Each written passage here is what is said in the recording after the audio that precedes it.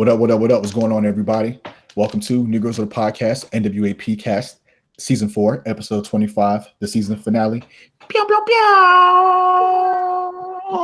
Boom, club. No, that kind of thing. I am the host and moderator, Smooth Order, Bars. I'm Tunde. Tot 7. Tot Hi, 7. Lextopia here. It's me, the Negro and Android.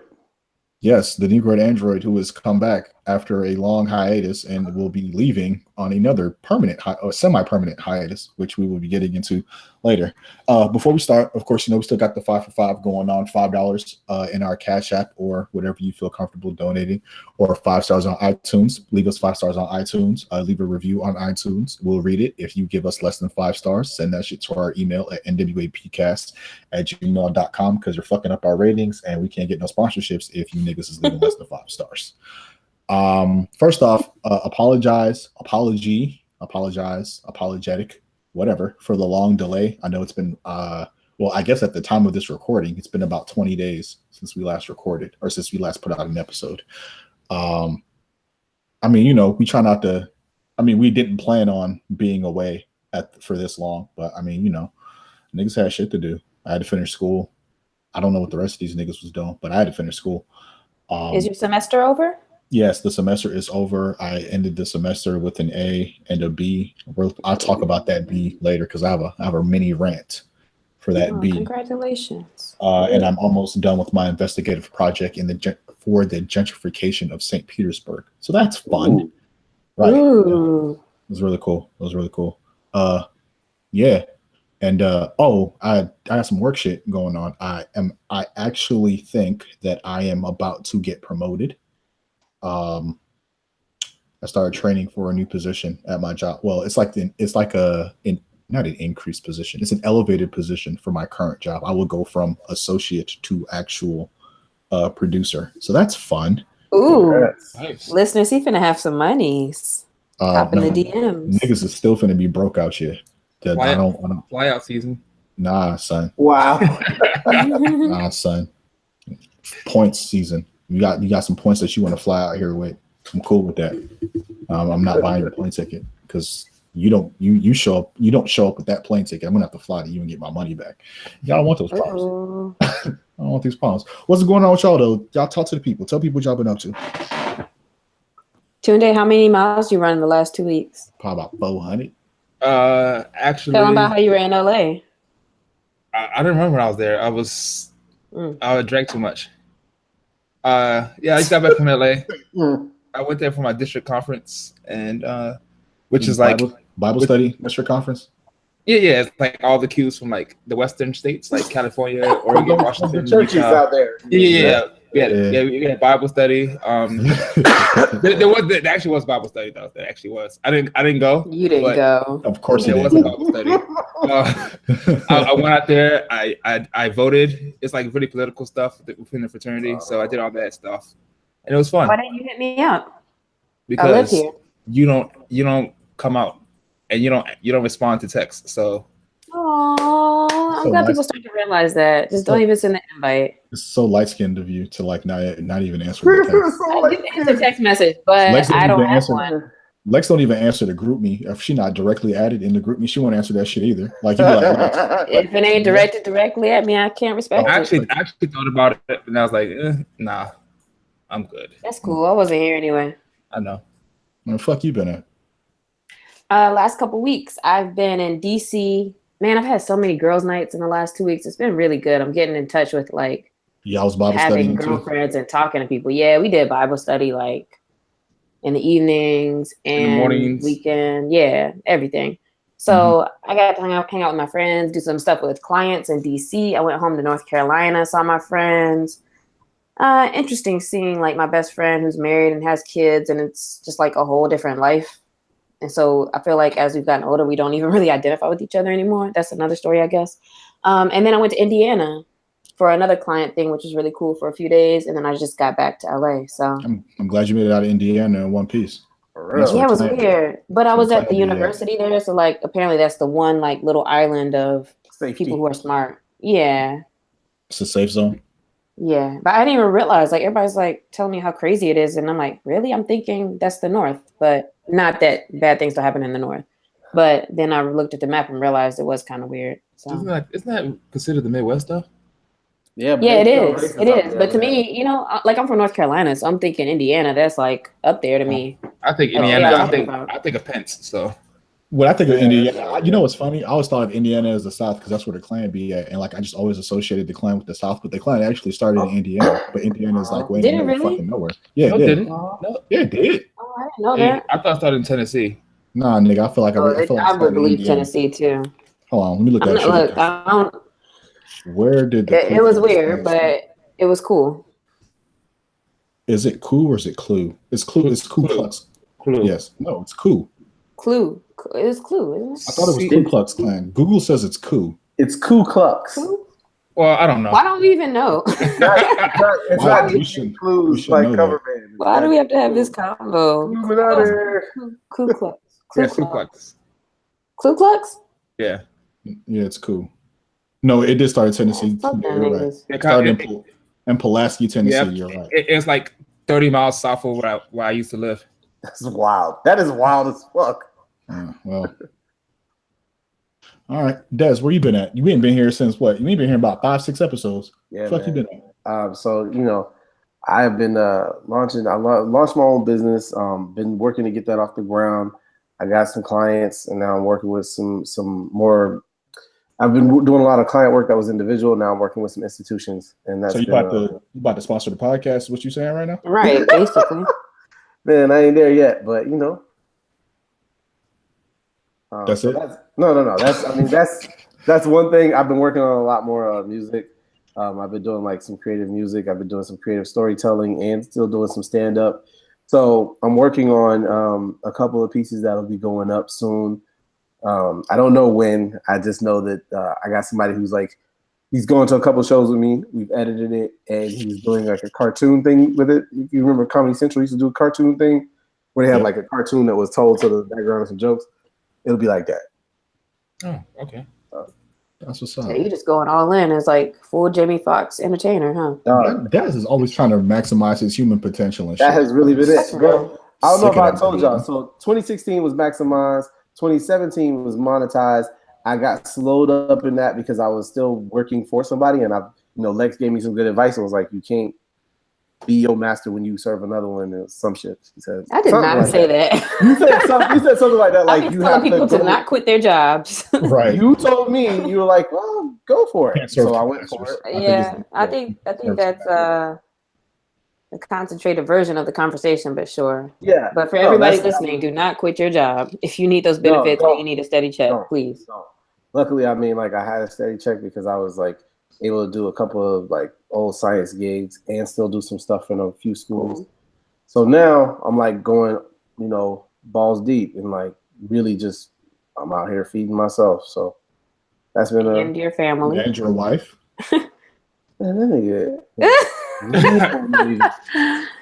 Like I do my part and cover my half and be like, okay. Hold up, married people split the rent? Yeah. In New York, they do. About this. What do y'all be doing? In New York, they do. Nigga, who can afford all the rent in New York? Here's the thing. We do that. I was there for a long time. She is the first woman I've ever dated who's made more money than me, and I think I had to come to terms with that like early. And I think once I did, because like my whole thing was like when we first got together, I was like, nah, you got to move out of your apartment, move in with me. I was, you do the thing where that's interesting that makes a difference. It's a thing. So basically, right? what you saying? Your wife paid the rent because that's all I heard. No. So right now, I mean, I make enough money to cover like my half of everything. But like, do I have spending money? Not a lot. Like, shit is limited. He said not a lot. Hey, Des, that's one thing I do not miss about living in New York. Yeah, I mean, well, I'm not gonna lie. I live in the hood, but like, I got a nice ass apartment. So, when niggas walk to my apartment, they be like, "Are we sure?" I'm like, "Yeah, man, come on." But then when you get up into the house, you be like, "Oh, this is nice." This nigga said, "Are we sure?" Are you sure this is I've had people be like, "Yo, can you come walk with me from the train?" No, bitch, walk over here by yourself. You're a grown man. Trying to get a nigga robbed. I didn't think it was the hood. It's because you real. I'd have had a lot of my Harlem friends come through, And you know, niggas, oh, where we at? We in Brooklyn, nigga. Walk your ass up the stairs. Right. Why was some confidence right now? Bringing you down. Yeah, like you finna get us both robbed. Right. Well, I mean, you know the saying goes, Manhattan keep on making it and Brooklyn keep on taking it. So I agree. I also live in Brownsville, so and people still think of Annie Up when they hear Brownsville. why would you not? Why would you not think of Brownsville? I mean, there's plenty of stuff like this. That is a perfectly reasonable fucking conclusion to come to. You know what I was gonna say? Because Designer always be in Brownsville and in Crown Heights, and I think of him as the most recent like local dude. But I guess Annie Up is much bigger than Panda. Yeah, probably historically speaking. Well, speaking of historically speaking, let's talk about the historically racist Yale University. So. Well, I mean, I guess I can't say historically racist because they're still racist now. That's funny, historically racist. Right. Today, there was an incident with a black graduate student at Yale who had the police called on her while she was sleeping in the fucking lounge. So the black student's name is Lolade. You know what? I'm about to fuck this all up. Lolade, which is probably Lola Day too, right? Like, and it's just and her last name is Sion Mola, I think. I feel like you're the African interpreter. If I would pronounce this, I would say Lolade. Lolade. Yeah, okay, I would too. I'm gonna call her Miss Low because I don't really know. Sion And if by off chance, Miss Low, you happen to listen to this podcast or somebody who knows her, I'm not. It's not. That's no. Dead ass. That's probably how you pronounce this. It's her name, not that shit, but her name.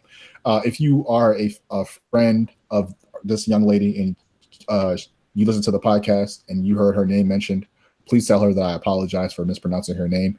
And if she wants to send an email to us saying the correct way to pronounce her name, I'll make sure to pronounce it right in season 5, which will be months from now. But yeah.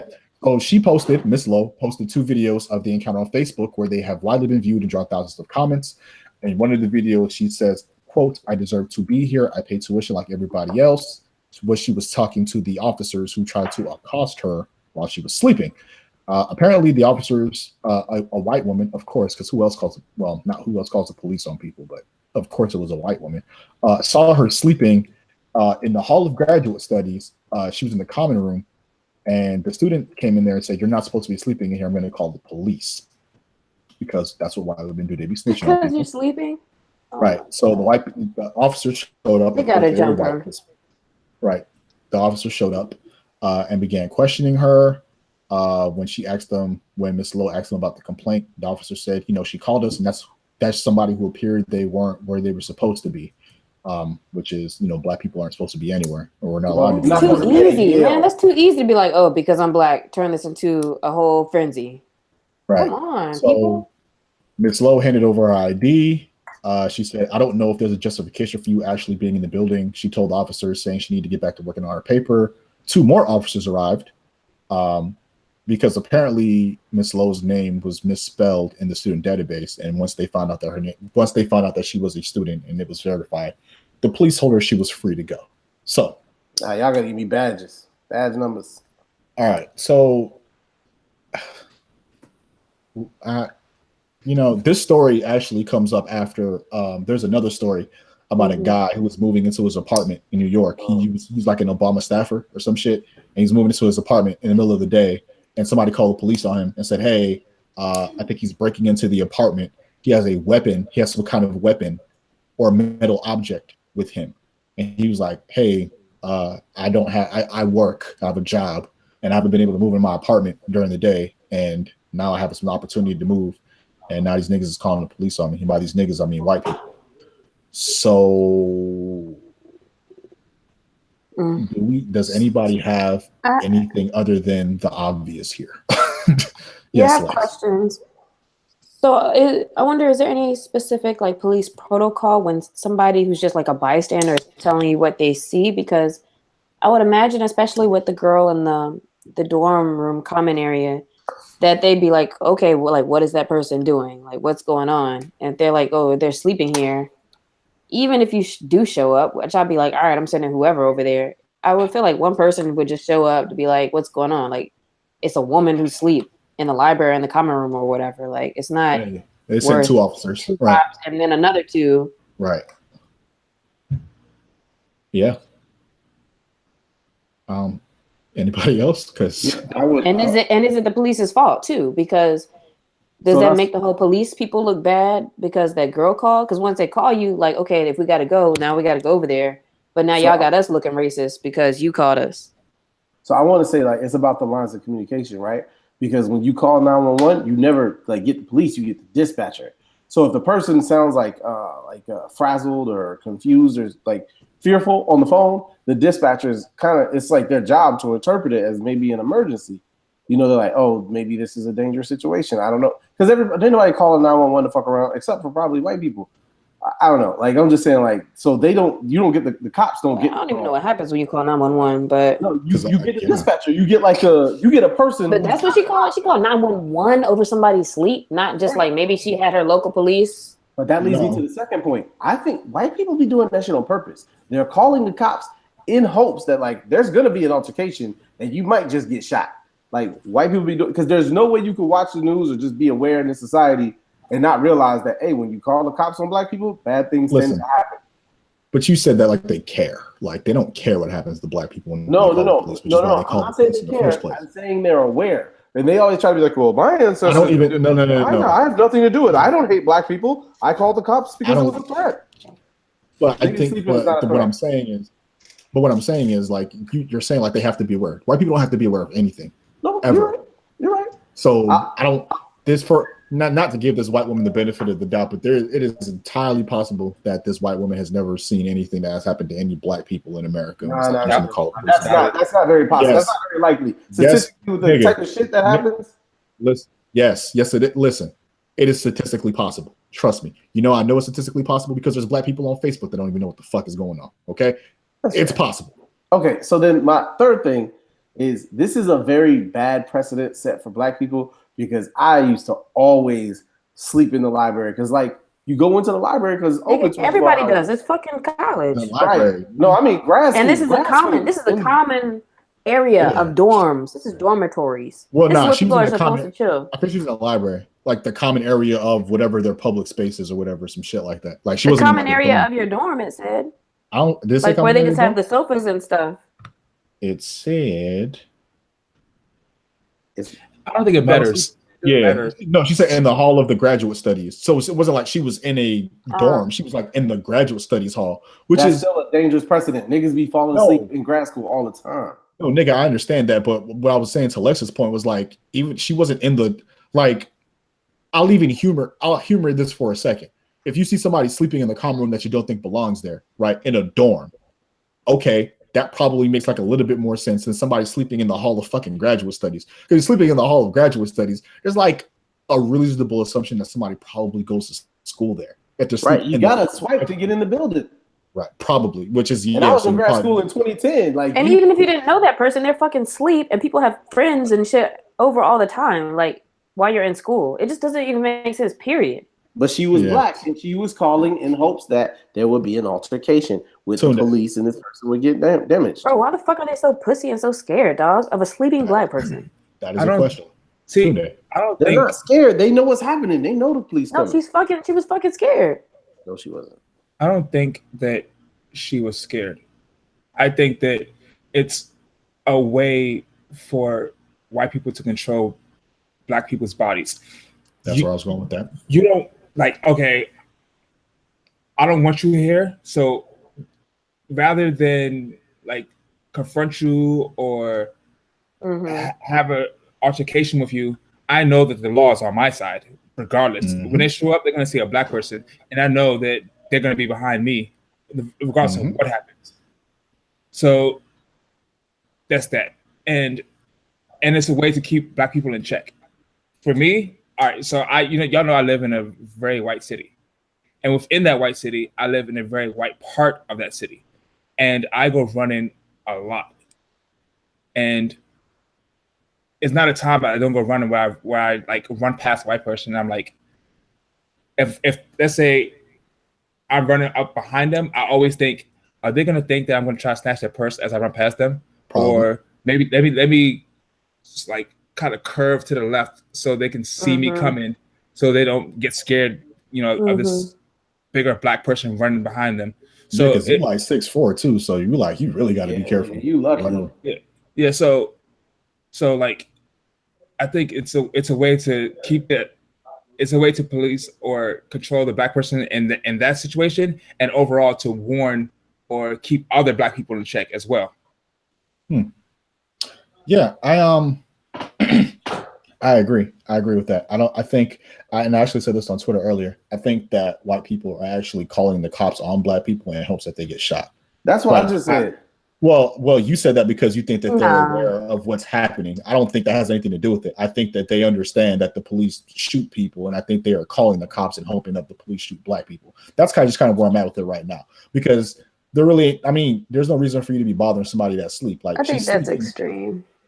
I think it is more the passive aggressiveness of Tunde, like kind of what he said. Let me tell you. It's intentional. Let me tell you why I don't think it's extreme. I told you a story about. Well, obviously, 1, 2. When they called the police on that black dude who's moving into his apartment, the person on the phone told the police that he or she thought that the person who was breaking into the house had a weapon. Right? That's a flag. Why would you tell somebody you don't even know who this person is, who's moving in the middle of the day, that you think that they have a weapon? What are you hoping to accomplish by telling somebody something like that? Okay, you're calling the police on a black person. You're telling them that they have a weapon. You're making them a threat. So now the police are going to show up expecting that they're going to expecting a threat. I don't think it's far-fetched. There was a guy who got killed. I think it was in New York. He was carrying a shower head, and he was pointing it at people in the street. Now we found out that the person was mentally disabled. There's some mental health issues. Police show up and they kill him. Right now, people are saying, well, he's walking down the street, he's pointing at people. People thought it was a gun. Yeah, but if he was white, he wouldn't have been shot. Like, right. I don't buy that shit. So I think that when people call the police on black, even in the Starbucks situation, where they call the cops on the 2 dudes who was just sitting in a restaurant minding their own fucking business, like they call the police with the expectation, and I believe they're calling the police with an expectation that something will happen to these people. And the safest way for you to protect yourself, quote unquote, and confronting a situation where you see a black person where you don't think they're supposed to be, is to call the police, because you know that the police will do something to those people. So I don't think it's extreme at all to think that these people are calling the police with the hope and the prayer that something is going to happen to these people, because they feel as if these black people are where they shouldn't belong. They need to be taught a lesson. The police will be how this lesson will be taught. Tunde. I'm gonna side with Garfield, because I'm not giving the white people the benefit of the doubt for shit. Ever. Not never. I agree. I think they want something done, and they think, okay, the police are like the people who can get away with doing anything. I don't think they're like, oh, I want to see this nigger get shot right now. I don't think it's far-fetched. I get what you're saying. On a kind of twist to this, did you see how the young black man who took the gun from the Waffle House thing? Has his hand bandaged up, and he's been going around and speaking and raising money, things like that. Did you see how even that other side is using that image of him? Yeah, I didn't retweet that meme, but I saw it. Wait, what? Yeah, I was like, that's fucking weird. Like that they would use that image to say, this is why, yes, you would shoot a black unarmed man because he's able to unarm you and blah blah blah, without any weapon. And it's are you really siding with that? Right. Like, no matter what you do, it's still like, oh, this is why we should do this. He has a gun. Oh, because he doesn't have a gun and he could take yours. Like, didn't his gun jam? No, and basically. I think he was trying to reload or something, and the black dude was basically like, I wasn't trying to be no hero. I was basically trying to save myself, and by proxy, But the meme is basically saying, James Shaw Jr. disarmed a man who was disarmed the Waffle House shooter who was holding an AK-47. This is why police should fear unarmed, and put the unarmed in quotations, black men. Basically saying like niggas are super niggas out here walking around like they really think we're superheroes. That's terrifying. That's terrifying. They really don't think we're you remember the detailed, I forgot his name already. The cop who killed Mike Brown. Almost said George. The way he told his story, like he was some Darren Wilson. Yeah. Like that count he gave, he made it seem like Mike Brown was an Incredible Hulk. That's why he had to shoot him so many times. Yeah, that's how it goes down. That's how it goes down. So, I mean, you can't do no. Like, I don't even think, like I said, I don't think these white people are scared. White people do dangerous things every single day, and they just like going about their business. But as soon as they see a black person, all of a sudden they're supposed to be scared. No, I think it's their job to regulate that. No, I think white people are racked with guilt. They fear all the stuff that black people have had done to them, and they know black people are gonna pop and retaliate any day now. Yeah, so they walk around afraid. Which we're not, because niggas ain't got no gun. Right, but still makes it the same cycle. Some fucking bullshit. And that's how we're ending that. What's not some bullshit is Bill Cosby going to jail. Bill Cosby was convicted on 3 counts of sexual inappropriate, sexual assault of some sort, and some designation beneath that. Sexual misconduct? There you go. That sounds right. Sexual misconduct, inappropriate sexual misconduct, some shit like that. He got convicted on all 3 accounts. I, for one, was shocked. He could spend up to, I think, like 30 years in prison, which would presumably mean that he would die in prison. Of course, they're going to appeal that shit to death, and Bill Cosby might, for all intents and purposes, die before he ever sets foot in a prison wall. However, I am thrilled that nigga's going to jail at some point. And I know that you're not supposed to be like, oh my God, you're so happy that a black man is going to jail. I would just like to remind all of you that Bill Cosby does not give a fuck about you. Yes, I know he donated to HBCUs. Bill Cosby also told you niggas to pull up your pants, and he won't piss on you if you were on fire. Don't forget that ridiculous ass pound cake speech he gave 15 years ago. Bill Cosby was basically Kanye before Kanye became Kanye. I just want to put that out. With that said, let's talk about R. Kelly, who magically, there is a movement called Time's Up, #Time's Up, that's going on. And several powerful Hollywood women have come out and said, hey, R. Kelly's time is up. We're not supporting this shit. Other people need to stop supporting this shit. R. Kelly. Everybody. R. Kelly has been taking off a number of high-profile music concerts and stuff. He released a statement and said that, the allegations against him were untrue. This is a public lynching of a black man. Side note, we really got to stop talking about lynching in the way that we do. Like, lynching is a very, very specific act of hanging niggas off trees and all the things that go with that. If you are a rich and famous man, if you see a rich and famous man who is being, I don't know, held accountable for his fucking actions, it's not public lynching, okay? It's just a nigga being held accountable for his actions. Let's cut that shit out. All right, so that's what we have for Bill Cosby and R. Kelly. Earlier, I mentioned Kanye. I know this is old news by now. Kanye has lost his fucking mind, but I felt like it deserved a little bit of conversation. So if you haven't heard anything about Kanye basically said that he loves Donald Trump, that he is a free thinker, whatever the fuck that means. He believes in black on black crime. He was holding up Candace Owens, who was basically 2018's version of Stacey Dash. Whom he had in the video. People think that Kanye is, all of this is just a marketing ploy for his albums that are coming out. I don't know. Tunde, you said you were talking to somebody about Kanye over the weekend. So how'd that conversation go? All right. Before I say that, the first 3 people you said, Bill Cosby, R. Kelly, and Kanye, fuck all of them. I just want to say that. I hope Bill Cosby dies in jail. I hope R. Kelly spends the rest of his life there. Yep. And Kanye West. So one of my really good friends is a Kanye West stan. When I say he's a stan, like, he feels that he could do like no wrong.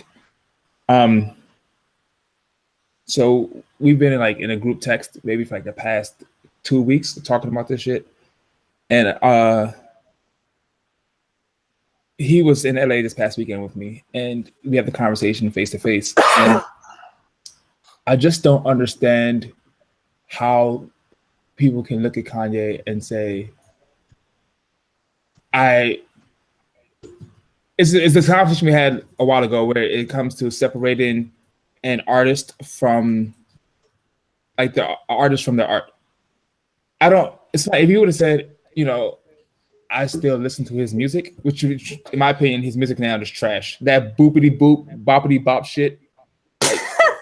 Bro, you sound like an old nigga. You sound like Cosby. You sound like Cosby. Goddamn. That shit is trash. Like, I could understand a little bit better if his music was actually good, but it's not. It hasn't been good for a while. Yeah, and even when it was good, it's not like he wrote his own shit. But that's neither here nor there. You ain't gotta whisper. You can say that. So you can say that with your chest. You Yeah, gotta, he didn't. yeah. So you try to slide that in there. No, nigga, say it with your chest because it's true. It's fine. So music aside, the things he talks about, I don't understand how you as a black person can support him. My argument was, you hate Donald Trump, and he was like, yeah. I think you agree that Donald Trump is xenophobic. Yes. You agree that he's sexist. Yes. You agree that he's just a overall bigot. Yes. So as Kanye West, for Kanye West to say that, I don't agree with everything that Donald Trump says, but that's my brother and we're the same person. You can't separate. Contradicts everything, takes everything out. Yeah, like I can separate somebody from their music, but I can't really separate someone from their core beliefs. I believe that Donald Trump really hates black people, and then it's not just because he's president now and he wanted to garner votes. Like, this is something that's been going on decades with Donald Trump. Right. So for Kanye West to say that, you have to believe that you align yourself with Donald Trump's core beliefs. And the fact that they all jumped on it so quickly, that's what disappoints me the most, is how irresponsible it is. And how do you feel when you're saying things and everybody who's the opposition is the only ones like hyping you up and being like, yep, you're right. Or when I saw that clip of Donald Trump at that rally where he's like, are there any Hispanics here? And they're booing, and he's like, well, Kanye West gets it. Like, what? You see how they're using your name? How can you want anything to do with that shit? Because he's a fucking federal agent. He's an idiot, dog. He's not a fucking genius. He's dumb as fuck. That's another thing. Just going against the opposite of what everybody else says is some big deal, and it was fucking dumb and irresponsible. Hold on, I just want to say that to that point.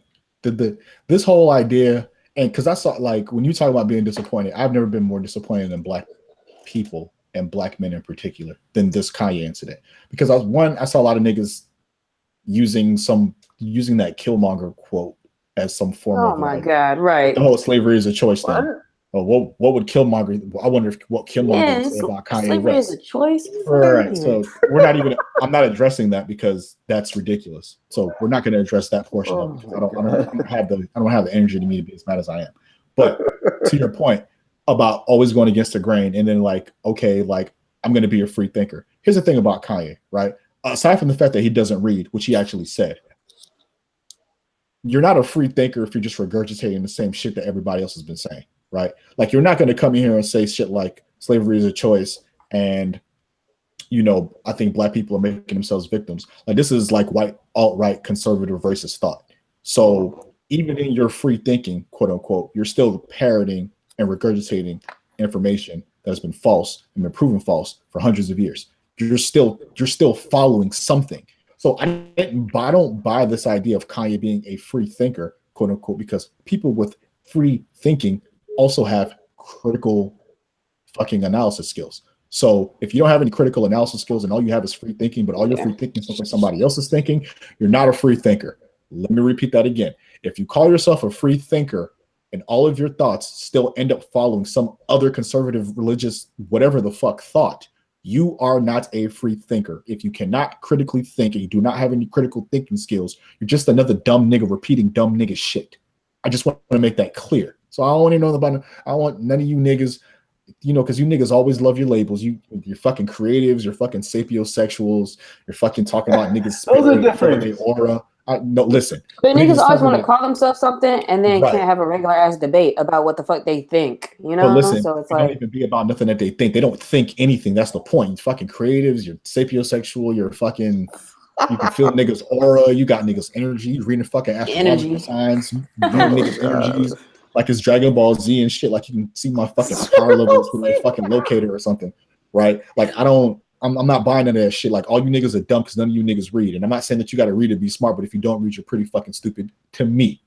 Okay? Or some kind of research before you go on these rants and speeches. Like, don't ever talk like that. Because people that say they don't read they don't supplement that information with anything else. It's not like niggas don't read and they go like watch documentaries or some shit like that. It's like niggas like, I don't read, I talk to people and I learn. Yeah, but the people that you're talking to ain't Look reading at either. Instagram It's like one dumb nigga watching a YouTube conspiracy and talking to another dumb nigga that watched a YouTube conspiracy, and then two of y'all come together with, well, we're thinking about shit in ways that y'all never thought about before. But you watch that from a YouTube conspiracy, which means that somebody thought it before you did. So you're just as dumb as the nigga that you're repeating.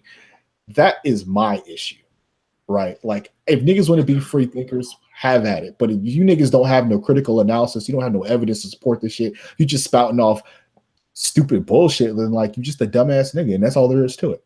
Tunde. And you a bird for screenshotting and putting all them texts up. Bitch. Yo, what exactly makes Kanye West a genius? Okay, so let's break it down. Let's break it down. He has been ahead of his time. Let's break it down. The beats that he makes, he samples all the Wait. No. Listen. No. Wait. Before listen. We're not going to do that. This is why we're not going to do that. We're not going to do that because we're not going to take away from what Kanye does with those soul samples, dog. We're not going to be that podcast. Like we can say, because it's just fucking incredible. And there's like there is a clear shift that makes him music. Okay. I'm not saying I'm not going to say the nigga's a genius because I don't think that's my point. That's my point. He's not a genius, but he has contributed. And then the reason, all right, let me get to my actual point. I'm sorry, go ahead. The reason why I hear a lot of these arguments I see on Facebook and Twitter, where people, the main reason people bring up his genius is, look at what he does in the fashion game. No, absolutely not. No. And he contradicts his own self, talking about Nike won't give me a chance. These people won't do this. They won't do that. But you could just start your own thing. Like, why are you waiting for somebody to co-sign you? And then you go and make $1 million rag t-shirt. Like, that's my point exactly. He just wants to be the institution. And I guess that makes sense then for him, like in Trump. He wants to be the fucking institution. He wants to be a white man. But I don't think Kanye wanting to be a white man is exactly news. We've long known for like a decade and a half that Kanye's idea of success is pretty much centered on like white European people. Like that shouldn't be news to anybody. Yeah, I think here's the thing that to Tunde's genius point. I think people take words and then they forget that they mean things. So people think that because Kanye, and this is you guys can debate the shit if you want. I don't agree with this, but this is what people say. Kanye is a musical genius, right? If Kanye is a musical genius, then that must mean he is a genius in other things. So if Kanye wants to do something or Kanye has something to say, there's more levity given to what he has said because people consider him a genius in music. Here's my problem, right? People do that way too much. Like you take a thing that like, for example, with Donald Trump, people say Donald Trump is a good businessman. Doesn't matter that he's not a good businessman and we have like amounts of evidence to prove it, right? People say, okay, Donald Trump is a good businessman. He knows how to run a business. Therefore, if he knows how to run a business, he knows how to run America, right? Because he knows how to run a business. We see this with rich people all the time. People think that you have to be smart to be rich. You have to be smart to be wealthy. So if you're a rich person, you're offering your opinion on something, people tend to give that more credibility because, hey, he's rich. He must know what he's talking about because if you're rich, you're smart enough to make money. Therefore, you must be smart in all these other aspects as well.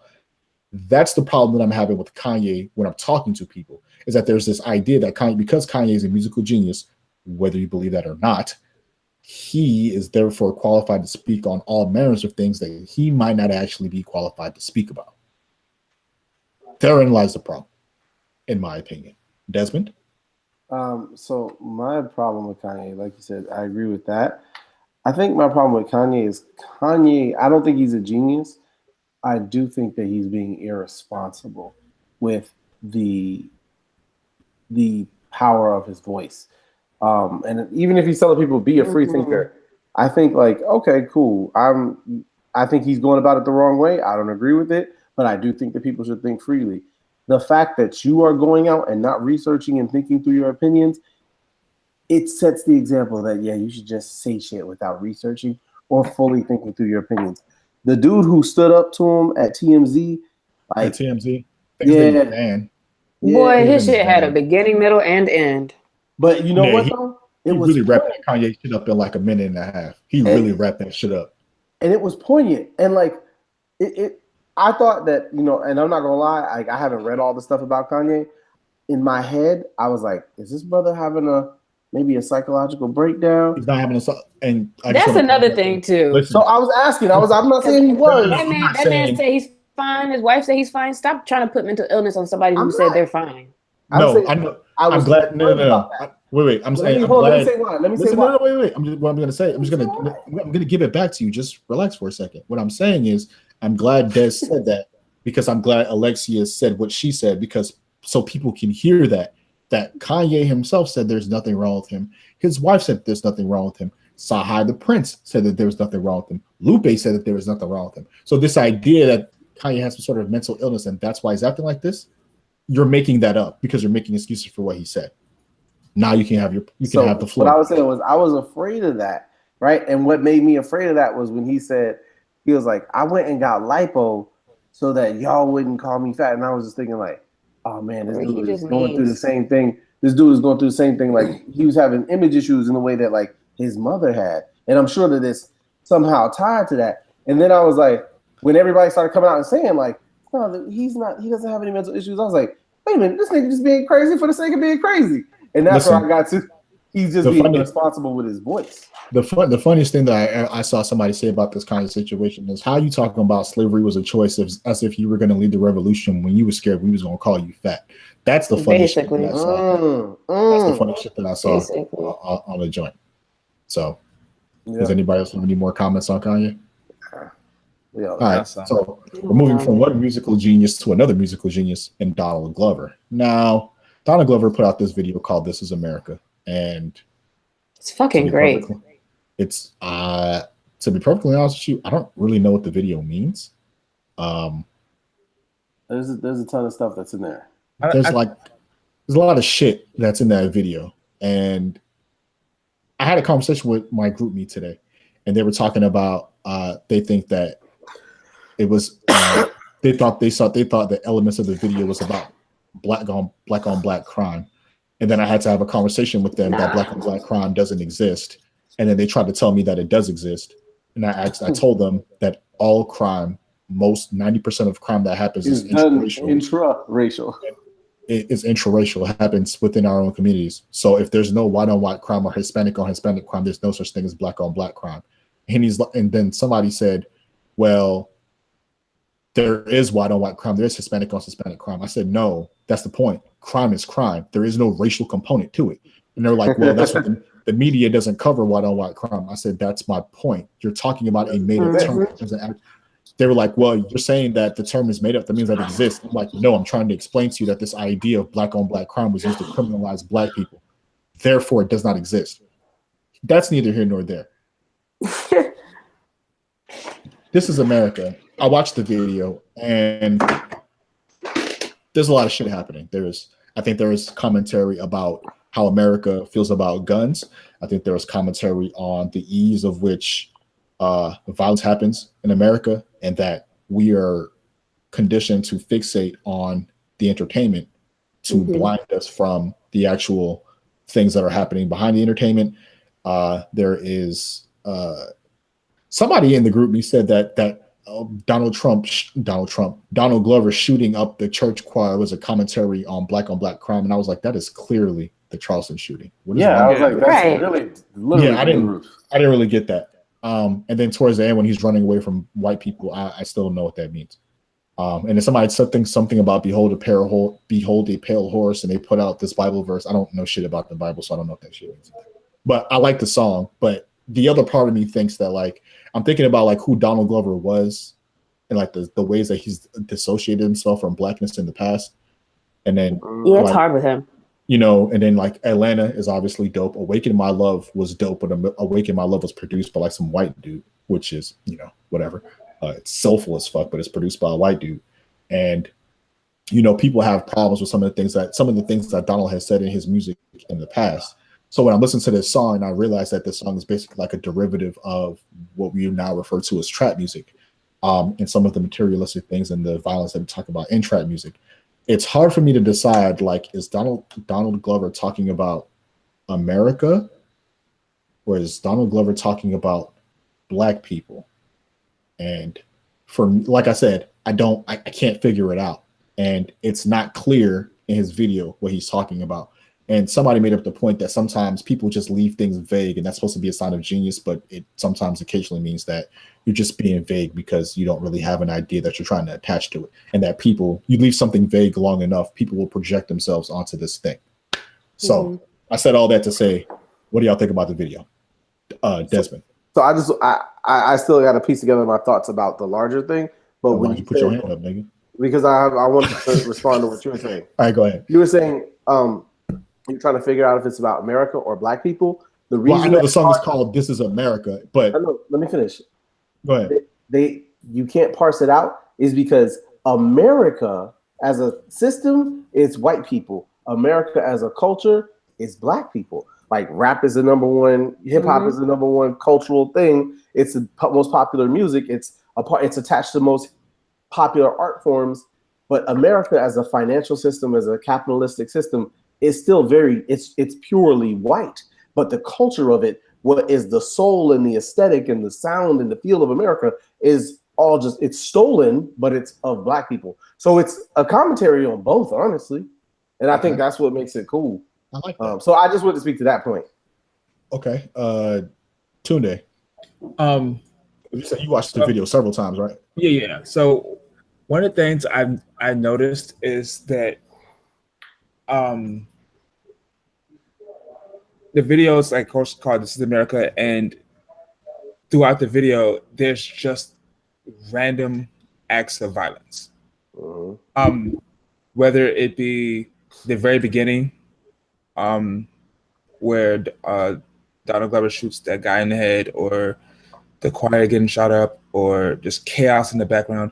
And I think that overall the video speaks to like one of the true cultures of America, and that's violence. Like we're probably the most violent country on this planet. So back-to-back World War champs. Yeah, and I think that in the foreground, it's like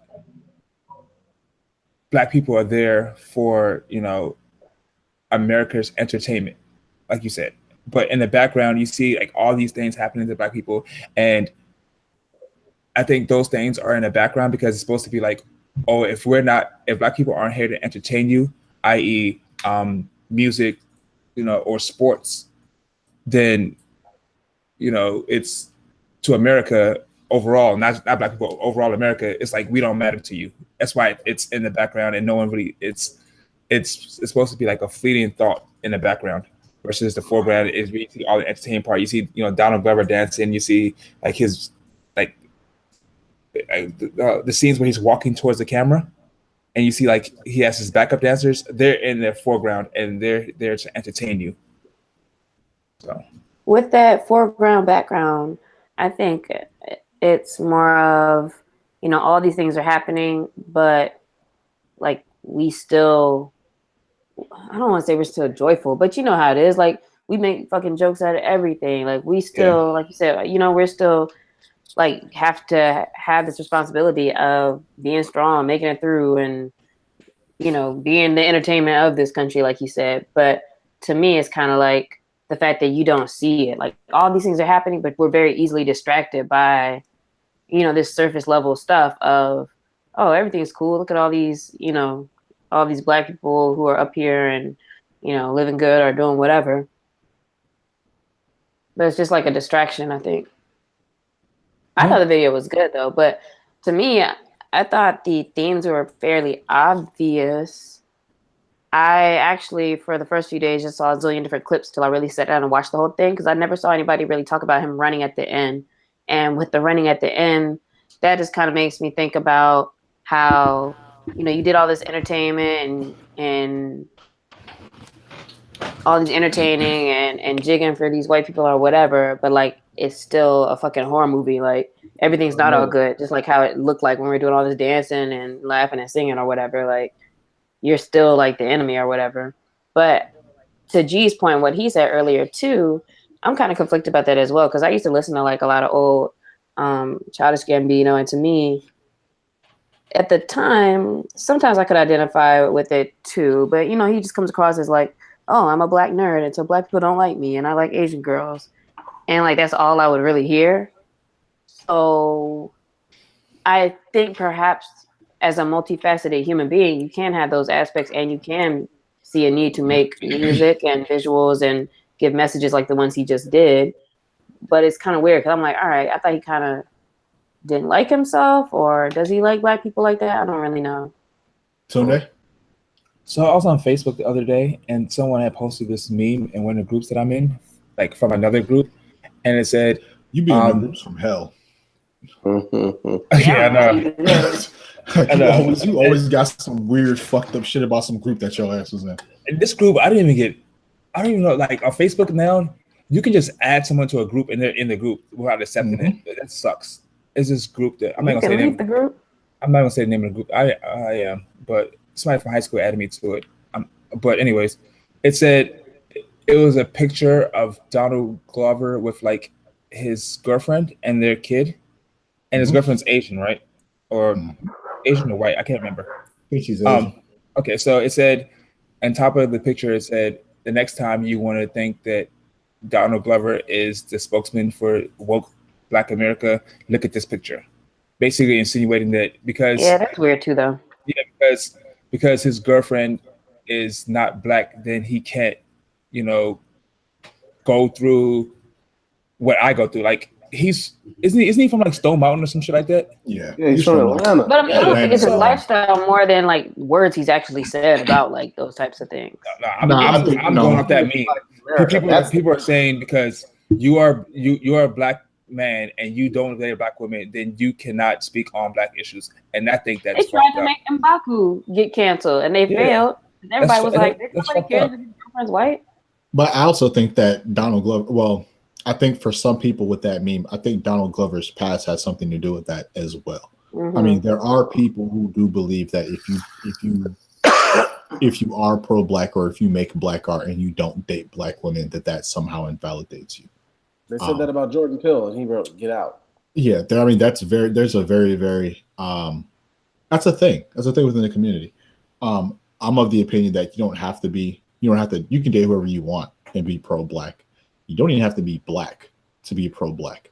But I think with Glover, you just can't down black. That's it. That's really the thing. Right. I think with Donald Glover, given the things that he said in the past, that people are right to question the shit that he's doing now. Because there are lots of examples of black people who don't really fuck with black people, and then when it's time to get some money, or they find out they can finally make some black art and get some money from black people, it's like, I'm about to just do this thing, I'm about to get this check, and it's like, well, where your ass was at before. Maybe he went through a period and got woke, like a lot of people. Right. Like we did at some point, I guess. Right, but here's my other thing too. Like, who said he woke? Like, this is not a label that he is subscribing to himself. Like, the thing that I got to this argument in the group me, they were like, well, why y'all always trying to tear down our black leaders? In reference to Donald Glover. Listen. Yeah, somebody did call him Martin Luther King on Twitter, and I was like, I gotta go. Right, in reference to Donald Glover, and I was like, what has he done to lead? Like, and if he is leading, where is he leading us to? Like, I don't get this idea that like just because you make some dope black shit, all of a sudden you're a leader in the community. Like, who the fuck? And like that was like one of the things that I was really like frustrated with in the conversation, because it kept saying that he was a leader and he was doing all these things for kids and he was the most talented of our generation. I'm like, whoa, niggas, relax. He made a dope music video and made a dope TV show. Like, black people. You read his article in the New Yorker? Mm-hmm. Hell yeah, I love that. Okay. I love that. I thought that was very interesting too. But I don't even think so. To your point, I don't think he's even trying to say like I'm saving anybody or I'm not leading nobody. Like he literally is like I can't save y'all. He's just putting this perspective out there, right, for conversation, I guess.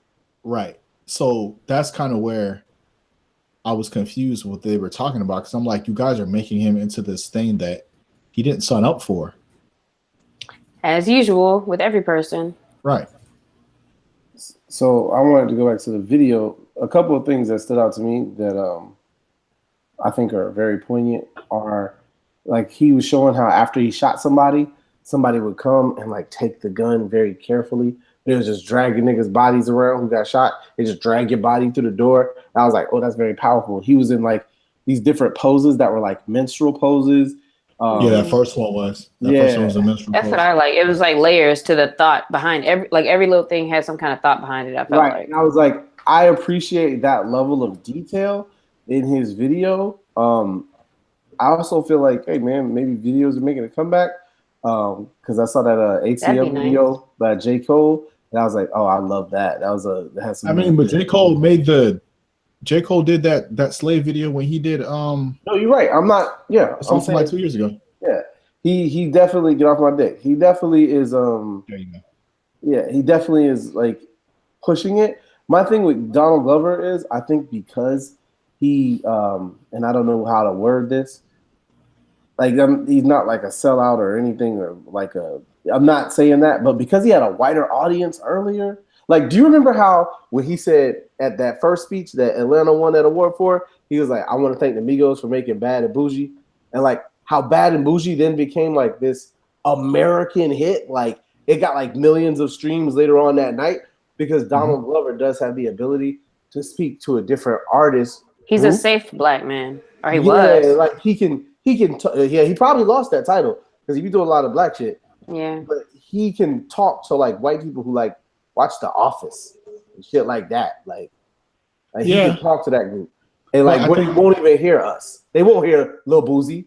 I mean, but I don't think they're gonna hear Donald Glover either, nigga. Like I don't because I don't think so either. Listen, because I think there's a difference between saying you like a popular. I mean, rap is a popular. It's a popular genre of music. So if you're looking at Donald Glover and he says, I want to thank the Migos for making Bad and Bougie, and then people go listen to the music, they're like, that shit don't require nothing. Because you can always push people to consume black art and still hate black people. That is true. Like, so that don't like to me, like that don't mean shit.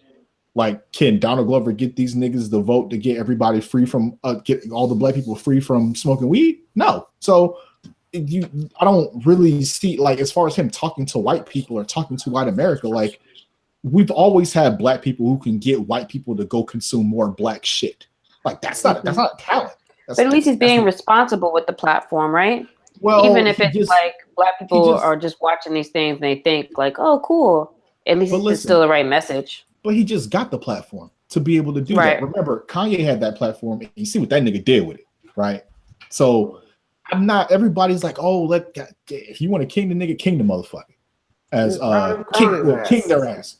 You know what I'm saying? King their ass if that's what you want to do.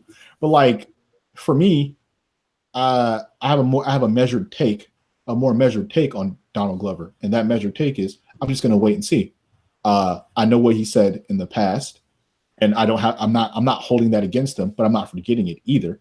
I know what he's done now. I don't know who this nigga is, right? Like I don't know what his end game is. I don't know what inspired him to go this route. And then when I read the New Yorker profile, I was like, oh, okay. Well, I mean, this nigga's weird, right? Because that's about the only thing you can take away from that year is like this nigga's got some problems. And he sees things in a very specific way. He sees himself in a very specific way, and the way that he fits into the world in a very specific way, and then the way that he doesn't fit into the world in a very specific way. And I don't know how any of that shit is going to manifest itself. So I'm not against him, but that nigga's not a leader to me. He's just a nigga that makes dope black art, and then we'll see where that shit goes from there. Mm-hmm. Absolutely. Tunde, no if-then statement. Yeah, no if-thens. Tunde, you got anything else you want to add in there before we move on? Nope. Great video. Great song. Bet. Story time with the Negro. We are coming to you with some unfortunate news. As I mentioned earlier, Negro, right? Wait, is that the Pocahontas theme song? I don't even know what song that is. I was like, what is she doing? What are you doing? That was a Titanic song. Whatever. The ship ain't sinking, nigga. He just. We need some kind of little violin, like. Right. So, Desmond, aka Negroid Android, aka Old Nerdy Bastard, aka the Bald and New Blackful, aka Conspiracy Brother, is moving on to do whatever it is that niggas like him do. He's got a business, he's got a wife, he's got a family, he's got fucking aspirations to maximize his human potential and monetize his human potential, and all these really fancy ways of saying that he's not going to be on the podcast every week anymore, which will make recording easy because working around that nigga schedule was fucking terrible. Yeah. But yeah, man, Dez is out. You know what I'm saying? We're about to be 2 down from the original crew, man. You know, we're gonna be sad to see you go. We're gonna miss your conspiracies. I'll be missing you. Wow. No more songs. No, that's great. Can I Diddy bop real quick in my room for you? Sure. No. After the podcast. Yeah. I was like, not right now. Well, so what you got going on right now? So, Dez, man, like, talk to the people, man. This is gonna be like one of the last times. Well, this is gonna be the last time that you're gonna talk to them. Well, he'll be on. Damn, he said you're not invited. This nigga's excommunicating me. Listen. Nah, niggas, blood in, blood out, nigga. Blood in, blood out, nigga, on the podcast, nigga. No, he will be. Dez will be with us Dez will record with us in the future. He just won't be like a member he of won't the be getting actual no sponsorship podcast. checks. Yeah, he's definitely cut out of that shit. He's definitely cut out of the sponsorship project. But he will be a guest in the future. He just won't be an every week person or part of the show. So Des, talk to the people, tell them whatever it is you want to tell them. If you got any final conspiracies that you want to leave them with, you know, do your thing, man. So yeah, man, I'm moving on. I'm doing some working on a few projects. The primary focus of my life has been really enhancing some of my doula work. So if you look me up, you know, you can find me at doulafordad.com. I'm doing a lot of work there. I will be kind of branching out. We'll be developing an app that hopefully will be going up in the next 4 to 5 months. We are going to have a fully operational app. I've been working with a couple of different organizations to kind of get that developed. I know what organization you should work with for a sponsorship for that app. Tell me. All right, we'll talk offline, but yeah. Yeah, I'm talking about NWAP, nigga. What are you talking about? Oh, yeah. He's like, nah. I won't talk about no real business. I'm talking about you sponsoring us. What are you talking about? I'm talking about a real business. So that is a project of mine that I'm really dedicating a lot of my work to. I've been working with a lot of young people, young fathers, helping them prepare for the road to fatherhood, and how to be helpful and assist their partners. It's hard when you're 15, 16, 17, and you know that you got somebody pregnant, but you don't know what it means to be a father. So working with different men, providing insights. We're looking to develop a mentorship program. We'll already have the app released. We've done a few projects at multiple schools teaching young men about toxic masculinity, rape culture, sexual health, sexual communication, and communicating to external parties, bodily autonomy. I mean, if you're 15, the phrase "Mom, I'm pregnant" is very different, or "Mom, I got somebody pregnant" is very different than when you're 22 saying it. And in both of those ages, you can still be in high school in New York. And so, just doing a lot of work around that. I've also worked on doing some music.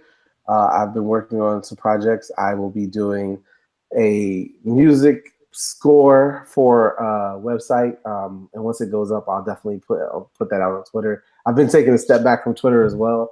I have worked on some comedy. I do some stand-up, and now I'm actually trying to take that seriously and, you know, do some. I don't think I ever want to be a stand-up, but I don't mind writing for somebody, and I've gotten somebody who's asked me to help them write, and as their career kind of elevates, I will, you know, continue to write for them and continue to be a part of their creative process. And in soon time, I don't know when, but I'll be looking to start a band. I got a group of people that we've been doing some recording. What? We've been making music, and we got some stuff we've got some stuff that's been really exciting.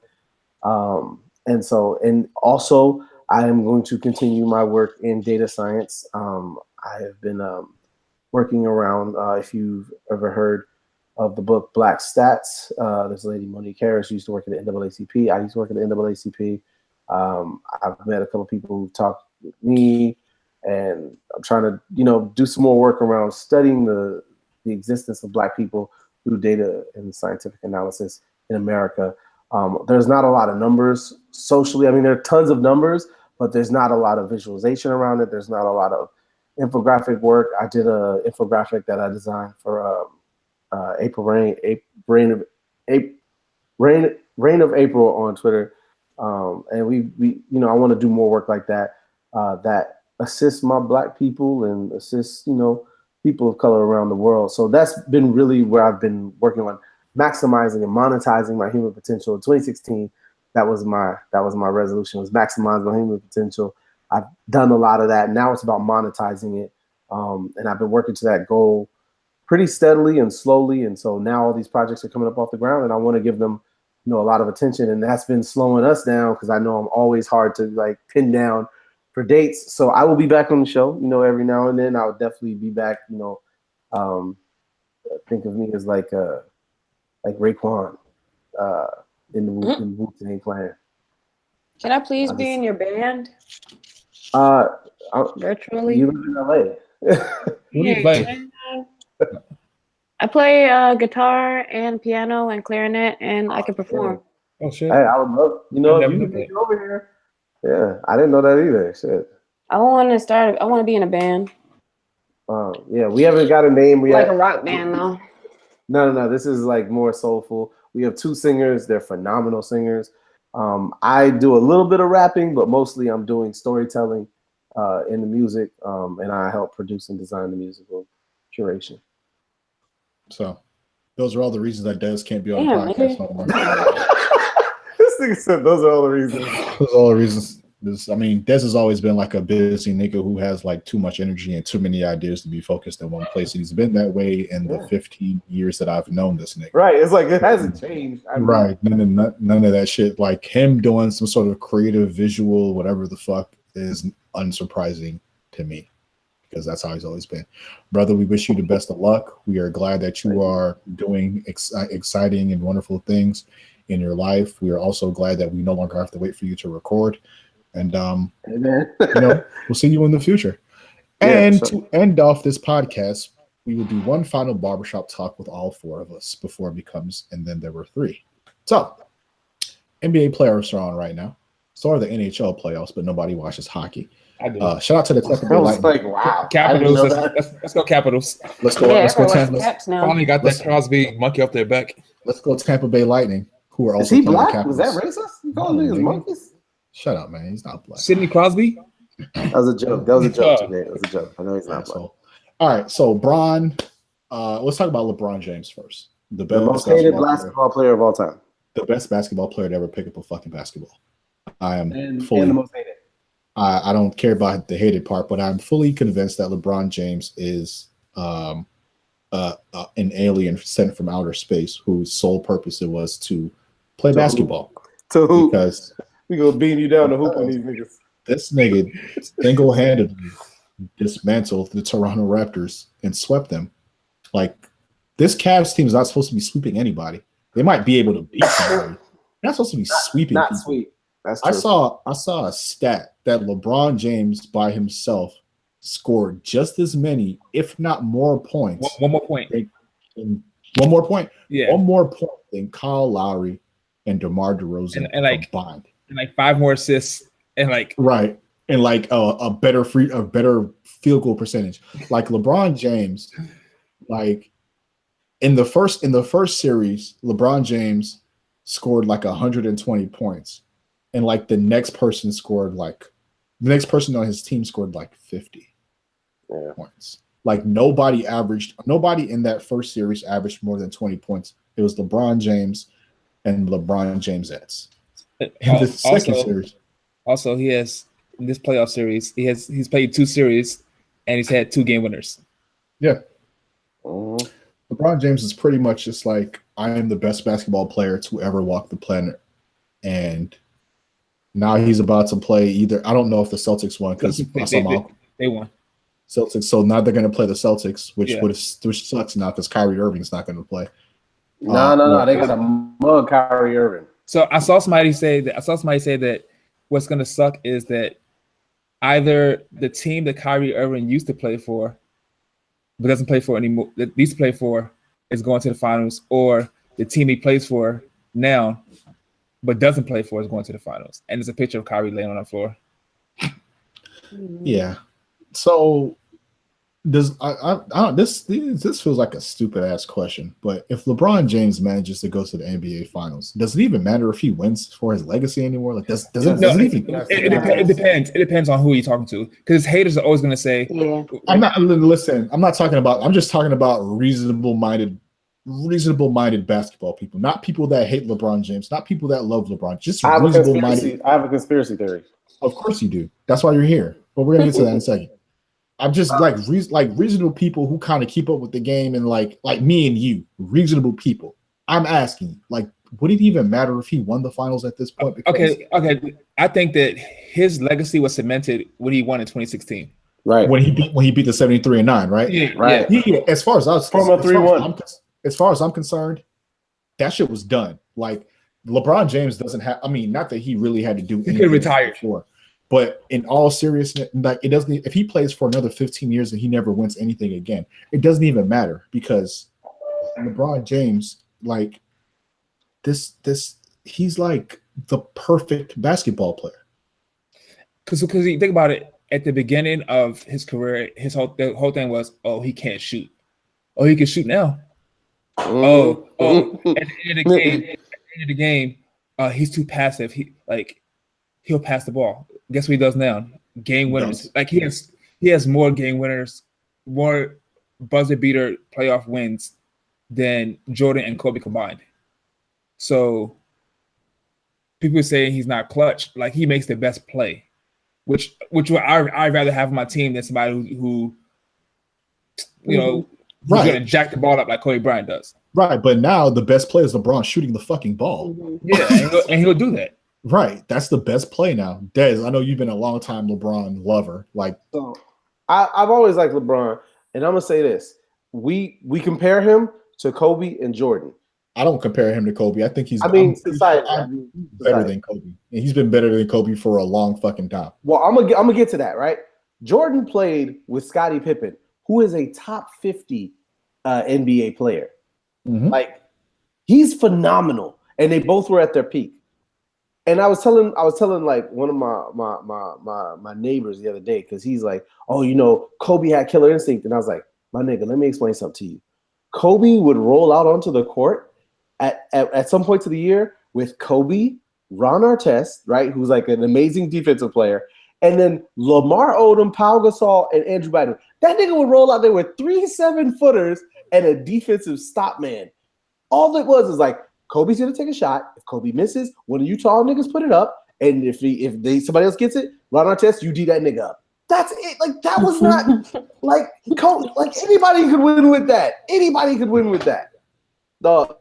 Like LeBron James, and then I'm gonna get to the conspiracy theory right here, right? LeBron James and Michael Jordan, people are gonna make the arguments about rings. Well, if it's rings, then it should be Bill Russell, right? If it's about resume, then I think it should be LeBron James. But I also think Jordan is amazing as well. But what I want to tell people all the time is, if you just look, Skip Bayless, like, I hate to say this nigga's name, but he has made a career since LeBron James was a kid. This nigga's been attacking. You got to think, like, LeBron came in, he was what, 18, 19? He has 18. Been on this 19-year-old's nuts. Since he's on this guy's nuts since he was 19. He's made a career out of just bashing this guy. And so if you bet against somebody long enough and it's 24-hour coverage, you always hear it, then you're going to be like, oh, yeah, da-da-da-da. Of course, this guy he's like, he's a bum. He does this, he does that. And he's always bashing him. So he's going to be right. A broke clock is right twice a day, right? But here's the thing. I think at the end of LeBron James' career, Skip Bayless is going to flip and be like, I was always a LeBron supporter. I said the things that I said to push him forward. I said the things that I said to energize him. I could definitely see that. I listened to him, and some of his arguments, I'm like, this nigga's just trolling right now. Like, he doesn't mean this. Like, he's just trolling. I can definitely see a situation where Skip Bayless was like, I never really hated the guy. I mean, I just criticized him because nobody else had the balls to do it. I can see a situation like that. He's gonna milk another 5 to 6 years out of that. Because he's gonna go on and argue with niggas about Ben Simmons or Joel Embiid or the next big guy. He's gonna go on arguing about, well, he's not as good as LeBron. And this is gonna be like, wait a minute, you spent your whole 2000s making money. I remember watching Cold Pizza. 2000. Yeah, Cold. Yeah, that's throwback. This Cold Pizza, he has been hating on LeBron, and I guarantee you, at the end of LeBron's career, He's gonna be like, you know what? I retract my statements. I've been looking at this the wrong way. This is why he's the greatest. I guarantee he's gonna make more money off of that because I listen to it and I'm just like, yo, this nigga is just because I couldn't imagine. Could you imagine? Because LeBron got kids, and I tell people all the time, could you imagine if it was a nigga on national TV just talking about your daddy every day? Damn, look at that nigga's shoes. That nigga's shoes busted as fuck. Look at his jump shot. He worked all his life to be a fucking bum. I would see if I was little LeBron and I saw Skip Bayless, I'm gonna whoop this nigga ass. I'm gonna beat this because that cracker boy, he looked like beef jerky. I'm about to beat his ass. You know what I look forward to? When LeBron retires 10 years from now. Him. Credit? No. Him showing up during one of Skip Bayless' shows. He'll never go on the show. I think he'll go on because of Shannon. Because of Shannon, he would. Oh, okay. I can see it. He could go on Shannon's show. I could easily see LeBron. Listen. I could easily see LeBron like retiring, and Shannon and Skip having a conversation, and Skip talking cash money shit, and Shannon going, "Let's bring out today's guest, LeBron James," and watching Skip's whole fucking face fall to the floor. That's Skip's whole career, though. He's just been hating on this one nigga his whole career. It bothers me because we've never had anybody do that. Listen, but he's been hating on that nigga from afar. I'd love to see that nigga hate on LeBron to his face. No, because you know what's going to happen? The same thing that happened when Richard Sherman came on. When Jalen Rose. Remember when Jalen Rose got on there and started calling him Water Pistol Pete? And they made Jalen Rose come back and apologize. I remember that. Listen, because they can make Jalen Rose. Listen, they can make Jalen Rose apologize. He's an employee. They couldn't make Richard Jefferson or Richard Sherman. Yeah, but I mean, it's Richard Sherman. Richard Sherman's not an employee. He's not an employee of ESPN. He said, "I'm better than you." That shit was hilarious. He said when you talked about, you say Stanford graduate. Stanford. Yes. Are you telling me I'm better than you? You put the finger in his face and everything. Lex, you've been mad quiet. We know you love LeBron too. I do love LeBron. He's a great basketball player. Like Beyonce love LeBron. Nah, but you know what? One of the things that I like about him too is that he don't have a whole lot of scandal and shit in his life. He brought his niggas up with him, taught them business skills. He's putting people through college. Like he's actually doing a lot. I don't care about none of that shit. What you think about? We talking about basketball right now. I know, but I'm talking about fucking Eastern Conference Finals. You talking about he great? We don't care about how good that nigga is off the court. Talking about that nigga busting ass on the court. Yeah. That's all we want to talk about sports. I'm just joking. He's a beast. I'm just joking. I would like to be with somebody like LeBron James. What the fuck? You don't want to be with anyone. I would be with anyone. Is that really what you just said? I don't want to. Am I wrong? That's way far fetched. I'm not a player. I just Lex a lot. Can we talk about the Golden State Warriors and the Houston Rockets, please? Because I don't want to talk about you niggas right now. Okay. Golden State, Houston Rockets. Steph Curry appears to be he probably not 100%, but he good enough to basically sweep the fucking Pelicans. This is pretty much what everybody has been waiting on the entire year, and many people, me included, believe that this is basically the NBA Finals. Yeah, it is. Because whoever wins this is going to win the NBA Finals, because LeBron James is Superman. But you know what? Let me say this: if Houston were to somehow pull this out, I believe LeBron James could beat the Houston Rockets by himself. I do believe that. I do not believe that he can beat He can't beat this version of the Golden State Warriors by himself. He didn't beat him. He didn't beat the other version by himself because he had Kyrie. But he can't. Them Cavs niggas can't beat this Golden State team. No, I do think I trust them. I trust the Rockets a lot less in the NBA Finals, and I believe that even if the Rockets beat the Warriors, which I don't think they're going to do, even if the Rockets beat the Warriors, I wouldn't pick them to win the NBA Finals. But here we are: Golden State, Houston Rockets. Shit, we've been waiting on all year. Who do y'all think is going to win? Like I said before we started the games? podcast, I would say before we started the podcast, I listened to Jethro Jenkins and Jack Jones podcast and hashtag Believe the Lie. I'm riding with the Houston Rockets. I saw Chris Paul last night drop 40 with 8 3-pointers, 8 for 10 from 3, 10 assists. Look, I can see him doing it this year. I can see Chris Paul averaging 28 and 10 this series. Harden 30 and 10. Clint Capella 22 and 12. I can see it. It can happen. I got Rockets in. But is that going to win them the series? Yeah. Right. Is that enough? Yeah. All the Rockets got to do is make. No, ain't no all you got to do. You said all the Rockets got to do. That was some real barbershop talk there. Yeah, all the niggas got to do is okay. All right.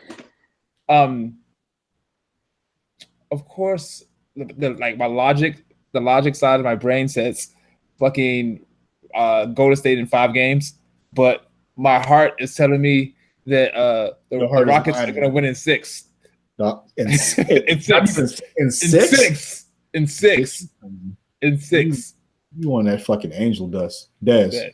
So I'm gonna go with actually. I think the reverse of what you said. Like I think it's gonna be the Warriors in 6. If Steph is like, remember how Steph came back and they said he was hurt when they lost that year to the Cavaliers. If Steph comes back, he's gonna have had more time in between the injury. He was not hurt.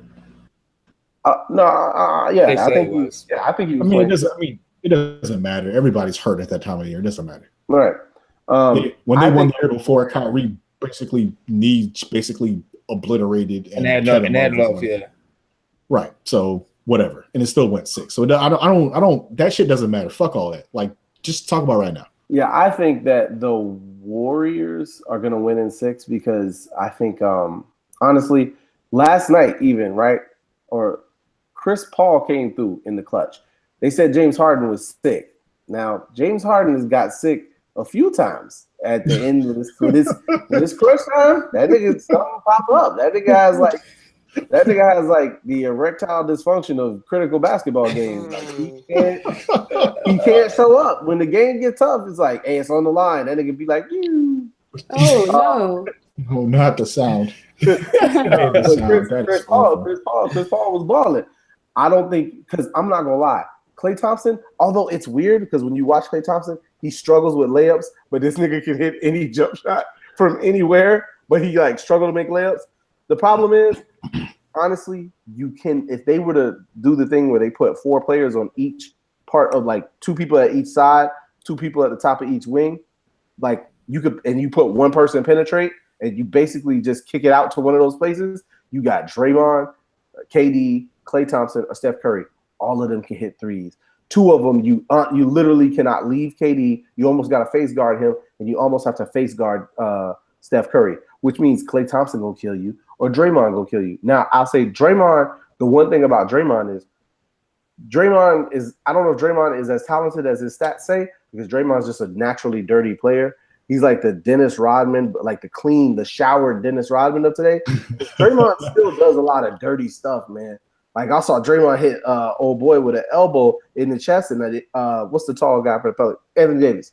He like hit him with the cleanest elbow in the chest, and nobody said shit. And I was like, dog, that shit still gotta hurt. Draymond like 6'6". That shit still hurts. Like he be out there playing dirty, and he's that fiery guy. They don't have anybody who's like that on the Rockets. Nobody's got about the Warriors. Talk about the Rockets now. I'm tired of hearing about. Nobody's a dog on the Rockets. Like Chris Paul will punch you in the nuts, but if he puts PJ Tucker in the nuts, how America feel about Steph Curry. He light skinned, he can shoot jump shots, which is equatable to white people game. They feel comfortable. Like that's equal to white people game. If he puts Steph Curry in the nuts, is over. They're gonna eject him. So he's the one dog they got. Like the Cavs, I don't think they got a dog, but they do have LeBron James. LeBron James, I always tell people, if LeBron James would just get half as nasty as like a Ron Artest, or like, because could you imagine Ron Artest's attitude in LeBron James' body? Niggas would be dead. Niggas like you put their knee in their chest when he dunks on him and just. If Ron Artest had LeBron James' body, he would have killed somebody. I guarantee you. He would have murdered. Remember when he elbowed James Harden in the head? Talk, for real. And then Serge Ibaka ran up and like he thought better of it. Serge Ibaka, what? 6'13" and ran up on Ron Artest. Was like, nah, I'm good. I'm good. Don't nobody want no smoke of Ron Artest, bro. And if LeBron just got a little bit of that, I think that he don't need no nothing. He don't need a little bit of nothing. He's fine. No, I mean if he had some dog in him. LeBron's very nice. No, he got some dog there. Just kidding you. I mean, like some mean. No. LeBron was mean because if LeBron was able to get away with what Draymond get away with, they would be unstoppable. They would be unstoppable. Listen, when you're that good, you don't have to be mean. That is true. That is true. That is Lex, true. Can we talk basketball, Lex? Or are you gonna talk about like how nice? Shut up! I want to see the Rockets win, but not for any particular. Just because I'm kind of a Warriors hater. Voting with your hearts. All right. Well, while you niggas are taking your hearts, I'm gonna go with the fact that nobody on Houston's gonna be able to guard KD, and nobody's gonna be able to guard Steph, and you can't guard both of them. So KD's such a hoe, yo. He might be a hoe, but he's gonna be a hoe. That's gonna. DC, he one of your people. He's a hoe. He's a hoe. Why doesn't anybody like him?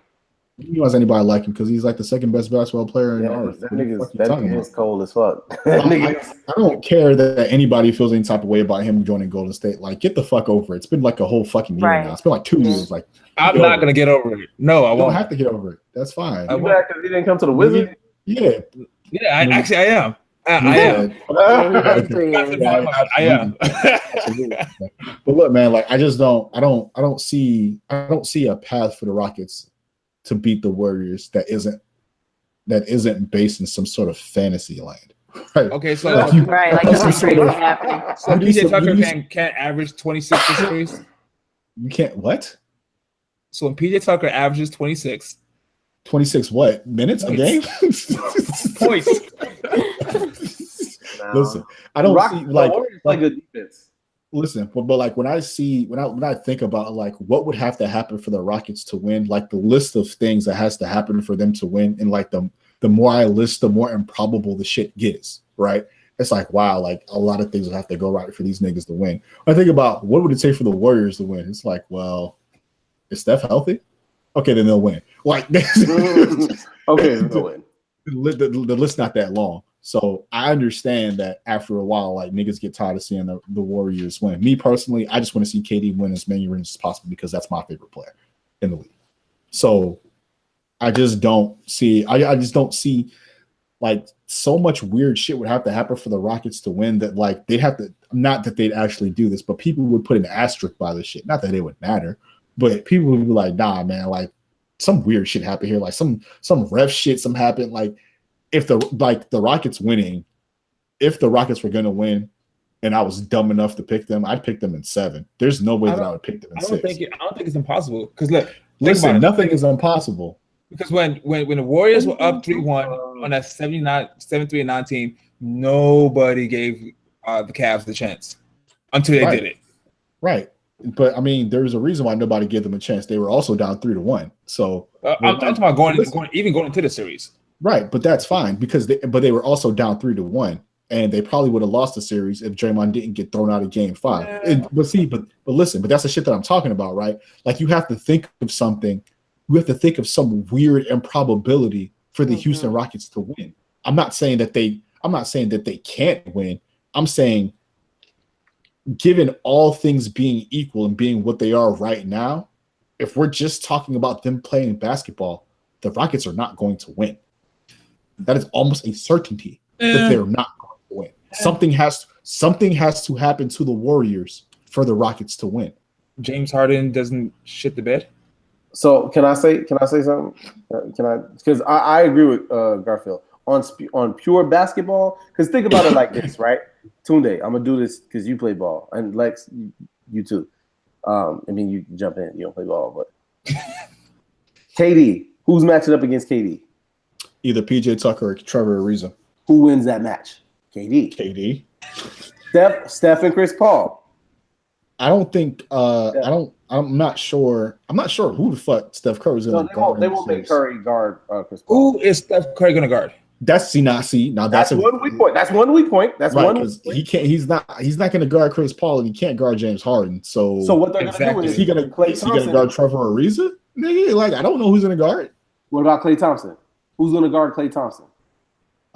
He's probably going to match up with, I guess, James Harden. James Harden. I guess both ways. Draymond. Draymond Clint Capella? No, he's going to guard who? Well, no, I don't think it's going to be Clint Capella. I think Clint Capella's like a legit 7 feet. What I'm saying is, with those three matchups, Draymond don't want those problems with Clint Capella. Yeah, I think he's gonna. The one loss that you got is Steph Curry can't guard nobody, but KD, Klay Thompson, and Draymond all have the upper hand on Rockets players. That is what does it. That's where you lose out. That's what I'm saying. That's fine. I'm still believing in a lie. Well, that's fine. That's fine. That's how we're gonna end this part. We're don't add me all this either. talking, so y'all gonna put some money on it or Is what? there a hashtag on it? Believe the lie? Don't at me. When the Warriors win, don't at me, yo. We're gonna name this podcast the Believe the Lie podcast because that's what all niggas been doing all day. Y'all been believing in the lie of Bill Cosby, believing in the lies of R. Kelly, believing in the lies of Kanye, and you're believing in the lie that the Houston Rockets are gonna go to the NBA Finals. Can I ask one question? Do you think that when niggas go into jail and they pass Cosby's cell, they finna do that look back thing in his cell like he did? Oh my god, that shit is funny. I bet that nigga ain't think he was going to jail after that bullshit. He was like, "Oh, you're probably not gonna do that, but somebody's definitely gonna try to get that nigga some pudding pop, and that's how we're ending the podcast. Wow. Season 4, episode 25, season finale. We'll holler at y'all when we holler at y'all. Thanks for fucking with us, and we'll see y'all later. Peace. Peace. Oh, you say